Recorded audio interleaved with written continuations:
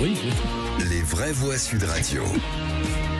Est-ce donc la solution pour sauver les retraites? Gabriel Attal qui propose de verser 1 000 € à chaque nouveauté. Nouveau-né. François-Olivier Borneau.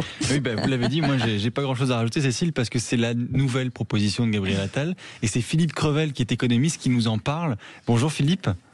Bonsoir. Bonsoir. Alors, quand vous avez sûrement vu cette proposition de Gabriel Attal, c'est quand même assez fort de parler de ça. Est-ce que pour vous, ça peut consister en peut-être une solution pour sauver nos retraites qui sont un peu malmenées? Moi, j'en suis pas encore à cet âge, mais je sais qu'elles sont malmenées. Ça va.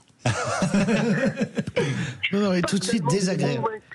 Je suis pas totalement convaincu parce que donner donc 1 000 € à chaque nouveau-né, c'est sympathique, oui. Mais globalement, donc c'est pour la retraite dans 62 ans à peu près. C'est ça. Sachant que le problème qu'on a sur les retraites, c'est aujourd'hui et dans les 20 à 30 prochaines années. Parce qu'en fait, ce sont les baby-boomers qui sont assez nombreux, parce que ce sont donc il y a des larges générations qui sont en train de prendre leur retraite, et c'est ça qui pose problème. Dans 60 ans, on sera dans un autre monde. Alors c'est généreux de dire qu'on donne 1 000 € à chaque nouveau-né. Ça coûte la bagatelle de 750 millions d'euros d'ailleurs. Ouais, 600 000, sachant que l'État français est légèrement en déficit.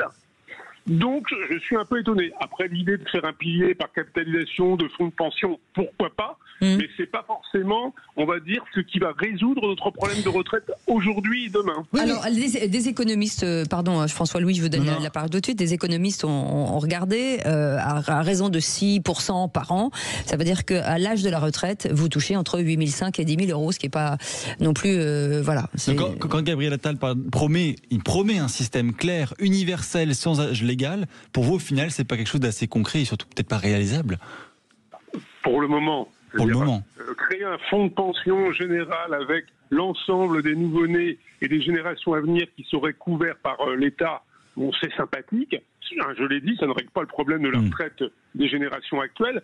D'autre part, je connais l'État. À un moment donné, quand il y aura un magot, oui, bien sûr. Et alors, Philippe, il va servir à autre chose. Allez, 50 secondes. Vous avez raison, parce que vous vous souvenez de la cagnotte de Lionel Jospin. Les moins de 20 ans peuvent la connaître.